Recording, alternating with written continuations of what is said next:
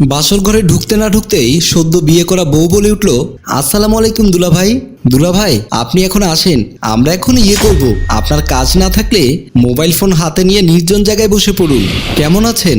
বউয়ের মুখে এমন কথা শুনে মাথায় কয়েকবার গুঁতা দিলাম। স্বপ্ন দেখছি না তো? না। তা দেখে বউ হেসে বলল, মাথা গুথাচ্ছেন কেন দুলাভাই? আবার দুলাভাই ডাক শুনে মাথায় রাগ উঠে গেল। ওই সেমরি, আমি তোর কোন জন্মের দুলাভাই শুনি? আরে আরে রাগেন কেন দুলাভাই? মাথায় কিছুই ঢুকছে না। বউয়ের পাশে গিয়ে বসতে বউ বলল, দুলাভাই আপনাকে কিন্তু আজকে বিয়ের সাজে সেই লাগছে, একেবারে সিনেমার নায়কের মতো। নায়ক না ছাই, তুমি আমাকে দুলাভাই ডাকছো কেন? জানো না আমাদের বিয়ে হয়েছে? এখন শরীয়ত মোতাবেক আমরা স্বামী স্ত্রী। বউ হেসে বলল, আপনাকে স্বামী হিসেবে মানতে আমার কেমন যেন লাগছে। আপনি আমার দুলাভাই হিসেবেই পারফেক্ট আছেন। টেবিল থেকে দুধের গ্লাসটা আমার হাতে দিয়ে বলল, নেন দুলাভাই, দুধটুকু খেয়ে নেন। ধমক দিয়ে বললাম, রাখো তোমার দুধ, তার আগে আমার প্রশ্নের সঠিক উত্তর দাও। কি প্রশ্ন দুলাভাই? আমি তোমার কোন বোনকে বিয়ে করেছি আর আমাকে তুমি দুলাভাই ডাকছো কেন? আপনি আমার কোনো বোনকে বিয়ে করেননি, তাহলে আমাকে দুলাভাই ডাকছো কেন? আপনার মনে আছে যেদিন আপনি আমাদের বাসায় গিয়েছিলেন? বাবার সাথে মাঝখানেক আগে পাত্রী দেখতে গিয়েছিলাম, আমার বউ নিশাতের বড় বোন সাদিয়াকে। সে বাড়িতে যেতে না যেতে নিশাত এগিয়ে এসে আব্বুকে সালাম দিয়ে আমাকে বলে, আসুন দুলাভাই। সবে মাত্র দেখতে আসলাম আর এখনই দুলাভাই ডাকা শুরু করেছে। নিশাত আমার হাত ধরে সোফায় বসিয়ে দিয়ে নিজ হাতে শরবত, মিষ্টি, আপেল, কমলা এনে আমার সামনে রাখলো। মনে মনে ভাবতে লাগলাম, পাত্রী কি সে নাকি তার বোন? আব্বু বলল, বেআইন সাহেব আপনার মেয়েকে একটু ডাকুন। আসলে আমার মেয়ে খুব লজ্জাবতী, তাই সবার সামনে আসতে লজ্জা পাচ্ছে। আব্বু যেহেতু সাদিয়াকে দেখেছে, তাই আমার হবু শাশুড়ি আমাকে বলল, বাবা সাদিয়ার রুমে গিয়ে সাদিয়াকে দেখে আসতে পারো। পড়লাম এক মহা বিপদে। একা একা একটা মেয়ের রুমে যাব, তাও আবার অপরিচিত মেয়ে, ভাবতেই লজ্জা লাগে। তাই একা যেতে অসম্মতি জানালাম। পরক্ষণে আমার হবু শাশুড়ি নিশাতকে বলল আমাকে নিয়ে সাদিয়ার রুমে যেতে। নিশাত আমাকে জোর করে টেনে রুমে নিয়ে গেল। নিশাতের পিছু পিছু সাদিয়ার রুমে গিয়ে দেখি সে ফোনে কার সাথে যেন কথা বলছে। নিশাত সাদিয়ার দিকে এগিয়ে গিয়ে বলল, বড় আপু দুলাভাই এসেছে, দুলাভাই তোমার সাথে দেখা করবে। মনে মনে ভাবলাম, এখনো পর্যন্ত কথাই হলো না আর এই মেয়ে দুলাভাই ডাকা শুরু করেছে। সাদিয়া ভ্রুকুচকে আমার দিকে তাকিয়ে বলল, এই কে রে তুই? হবু বউয়ের মুখে হঠাৎ এমন কথা শুনে আহাম্মক হয়ে গেলাম। তবুও শান্ত স্বরে বললাম, আমি নিলয়, এখানে কি চাই? আমি লজ্জায় পড়ে গেলাম। আমি কিছু বলার আগেই নিশাত বলল, বড় আপু ওনার সাথেই তোমার বিয়ের কথা চলছে। ও তুই তাহলে আমাকে বিয়ে করবি? আমি মুচকি হেসে বললাম, আব্বু যখন তোমাকে পছন্দ করেছে তখন আমি কি আর না করতে পারি? সাদিয়া ধমক দিয়ে বলল, চুপ শালা, আব্বু যা বলবে তাই করতে হবে নাকি? নিজের হবু বউয়ের মুখে শালা ডাক শুনে অবাক হয়ে একবার সাদিয়ার দিকে আরেকবার নিশাদের দিকে তাকালাম। আমি বড় বড় চোখে সাদিয়ার দিকে তাকালাম। ওই শালা, এত বড় বড় চোখ করে কি দেখছিস? তোমার যেই ব্যবহার, তোমার থেকে তোমার বোন বউ হিসেবে পারফেক্ট। চুপ শালা, এবার কিন্তু আমি তোকে কামড় দেব। আমি বললাম, এইখানে তোমার ছোট বোন আছে, তাই এখন কামড় না দিয়ে বাসর রাতে যত খুশি কামড় দিও। আমার সাথে বাসর করবি তাই না? আমি তোর ওইটা কেটে দেবো শালা। হবু বউয়ের মুখে এমন আজগুবি কথা শুনে চমকে উঠলাম আর এদিকে নিশাত হে হে করে হেসে উঠল। সাদিয়া আবার বলল, আমার বয়ফ্রেন্ড আছে, আমি তাকে রেখে তোকে কেন বিয়ে করব? আমি বললাম, তাতে কি, ফুটবল খেলায় গোলকিপার থাকতেই পারে, তাই বলে কি কেউ গোল দেবে না? তেমনি বিয়ের আগে বয়ফ্রেন্ড গার্লফ্রেন্ড থাকবেই, তাই বলে কি বিয়ে করব না? তার মানে গোল করব না? চুপ শালার বাচ্চা শালা, তোকে যুক্তি দিতে হবে না। দেখো সাদিয়া, শালার বাচ্চা শালা হয় নাকি কখনো? শালার বাচ্চা ভাতিজা হবে, এই সামান্য জ্ঞানটুকু তোমার মাথায় নেই। সাদিয়া রাগে কিটমিট করতে করতে বলল, তুই কি এখান থেকে যাবি নাকি আমার সাথে ঝগড়াই করবি? আমি বললাম, বয়ফ্রেন্ডের নাম্বারটা দাও তো, একটু কথা বলি। তোকে কেন নাম্বার দেবো শালা? নিশাত বলল, দুলাভাই ওই গাঁজাখোরের নাম্বার আমার কাছে আছে। আমি হয়ে বললাম, গাঁজাখোর মানে? আরে ওই বেটা সিগারেট খায়, আবার মাঝে মাঝে নাকি সিগারেটের ভেতরে গাঁজাও খায়। আমি বললাম, এজন্যই তো লোকে বলে ছেলে যত বেশি গাঁজাখোর হবে মেয়েরা তত বেশি তার উপর আসক্ত হবে। নিশাত বলল, ওদের কি যোগ্যতা আছে মেয়েদের প্রপোজ করার? গাঁজা খেয়ে কিছুক্ষণ পরে মাথা ঠান্ডা করে বিশেষ কৌশলে মেয়ে পটাতে পারে। এই তুই এখান থেকে যাবি? এমন সময় হবু শাশুড়ি দরজার গোড়ায় এসে ডাক দিল, নিশাত কথা শেষ হয়েছে? বলল, হ্যাঁ মা আসছি। এই কথা বলে সামনে চলে আসলাম। মনে মনে ভাবলাম, এই সাদিয়াকে বিয়ে করলে আমার জীবন তেজপাতা করে ফেলবে, তাই সরাসরি হবু শাশুড়িকে বলে দিলাম, আমি আপনার দজ্জাল মেয়েকে বিয়ে করতে পারবো না। শাশুড়ি চোখ বড় বড় করে বলল, আমার মেয়ে দজ্জাল হতে যাবে কেন? কি করেছে আমার মেয়ে? সেটা আপনার ছোট মেয়ের কাছ থেকেই শুনে নেবেন। দেখো বাবা, আমার মনে হচ্ছে তোমার কোথাও ভুল হচ্ছে। আমার মেয়ে তো দেখতে মাশাআল্লাহ অনেক সুন্দরী, তাহলে পছন্দ হবে না কেন?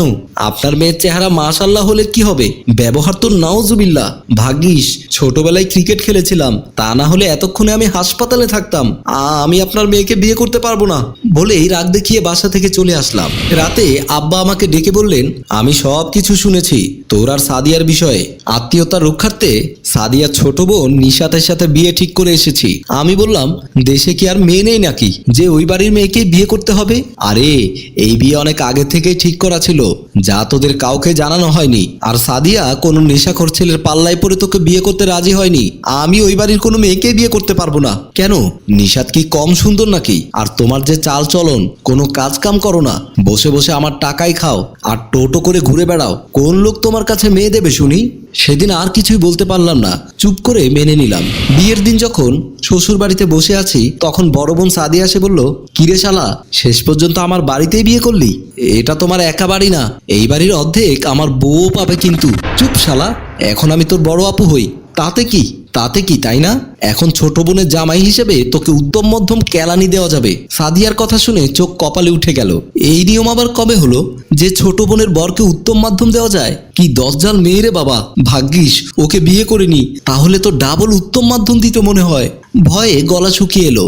সাদিয়াকে এখন কিছু বলতেও পারবো না, কারণ শত হলেও আমার বউয়ের বড় বোন। কিছু বললে যদি উত্তম মাধ্যম দেয় আর সাথে যদি নারী নির্যাতনের মামলা দিয়ে দেয়, তাহলে তো জেল জরিমানা, সাথে মান সম্মানের 12টা বেজে যাবে। সেদিনই বুঝেছিলাম এই সোনার বাংলায় আমার মতো অসহায় পুরুষ সব সময় এমন মেয়েদের দ্বারা নির্যাতিত হয়।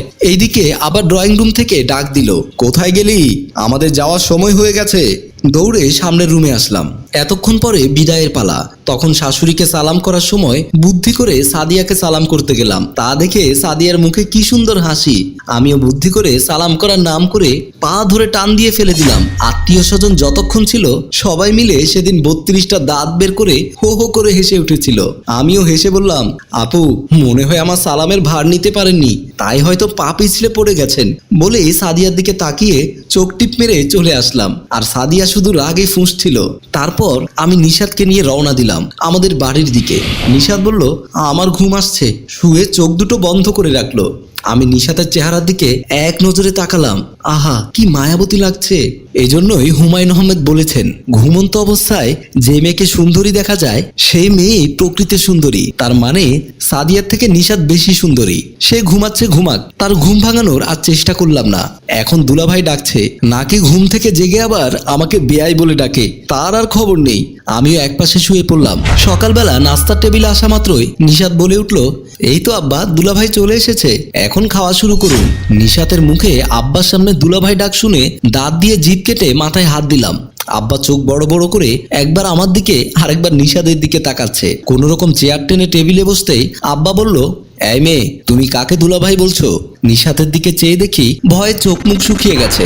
নতুন বউ, তার উপর আব্বার কড়া ধমক। পরিস্থিতি সামলাতে আমি বললাম, আরে রাতে ওর একটু জ্বর ছিল, জ্বরের ঘরে কিসব উল্টোপাল্টা বলছিল, এখনো মনে হয় জ্বরের ঘরে আমাকে দুলাভাই বলে ফেলছে। আমার কথা শুনে আব্বা তাড়াতাড়ি নিশাতের কপালে হাত দিয়ে বলল, কই, শরীরের তাপমাত্রা তো ঠিক আছে, জ্বরের তো কোনো লক্ষণ দেখলাম না, এখন সেরে যেতে পারে। আর এত কিছু খেটে কি করবে? খাবার ঠান্ডা হয়ে যাচ্ছে, তাড়াতাড়ি খাবার দাও। সেদিনের মতো নিশাতকে আব্বা আমার কাছ থেকে বাঁচিয়ে দিয়েছিলাম। কয়েকদিন পর গেলাম শ্বশুর বাড়িতে। সেখানে গিয়েও বাঁধলো এক কাণ্ড। আমি ওয়াশরুমে ঢুকলাম, নিশাত দরজায় এসে ডাকাডাকি শুরু করলো। বলল, দুলাভাই, আপনারা এতক্ষণ ওয়াশরুমে সময় লাগে কেন? এই কথাটা আমার শাশুড়ি শুনে ফেলে। কাছে এসে নিশাতকে বলল, এখন তোদের বিয়ে হয়েছে, এখন থেকে নিলয় তোর স্বামী।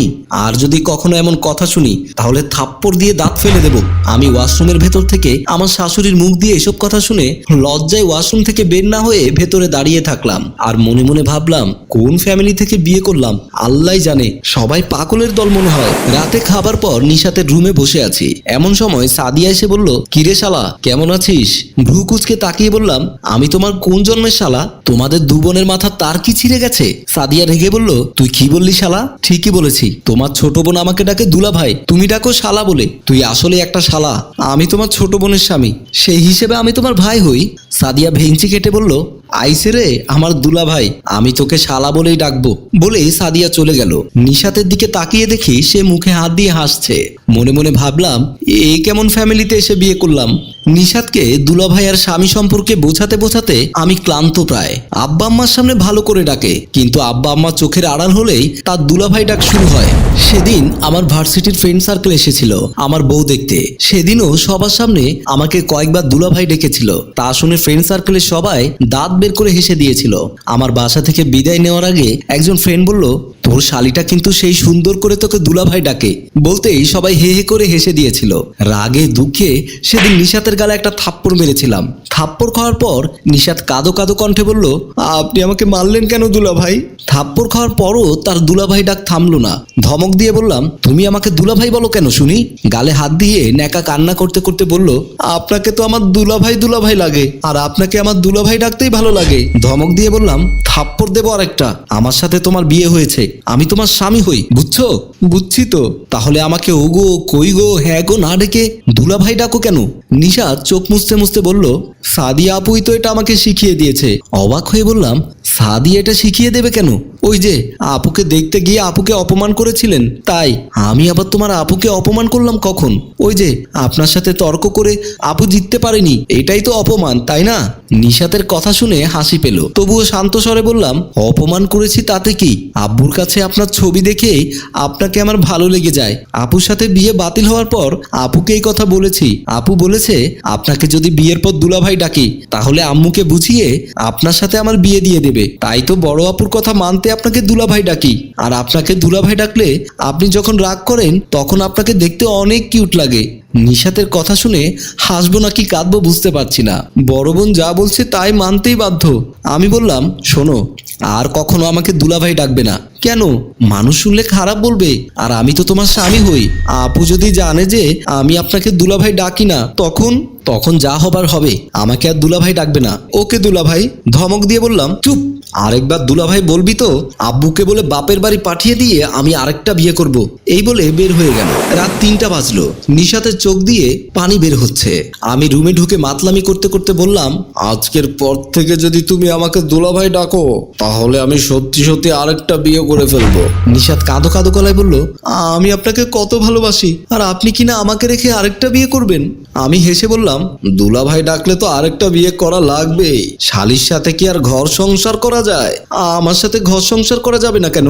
এই যে আমাদের বিয়ে হয়েছে অনেক দিন হলো, কিন্তু এখনো পর্যন্ত আমাদের মধ্যে তো এই হয়নি। তাহলে কিভাবে তোমার সাথে সংসার করব আর তোমাকে কিভাবে ভালোবাসবো? আমি আর এমন করব না, আপনাকে আর দুলাভাই ডাকবো না। সত্যি তো? সত্যি। আমার মাথায় হাত রেখে বললাম, এই তো আমার সোনা বউ। দুলাভাই চলেন আমরা ইয়ে করি। ধমক দিয়ে বললাম, আবার দুলাভাই? নিশাত হেসে বলল, দুলাভাই, আপনি আমার দুলাভাই। এখন আসেন, আমরা এখন ইয়ে করব। আপনার কাজ থাকলে সেরে আসতে পারেন। সম্মানিত দর্শক, গল্পটাকে কেউ সিরিয়াসলি নেবেন না। গল্পকে গল্পের মতোই দেখুন। গল্পটি পড়ে আপনার মুখে হাসি ফুটে থাকে, ভালো লেগে থাকে তাহলে জানাবেন। ধন্যবাদ। গল্পটি রচনা ও প্রযোজনায় মঞ্জুর মোর্শেদ, পরিচালনায় রেজাউল কবির চৌধুরী, ক্যামেরায় রিমন।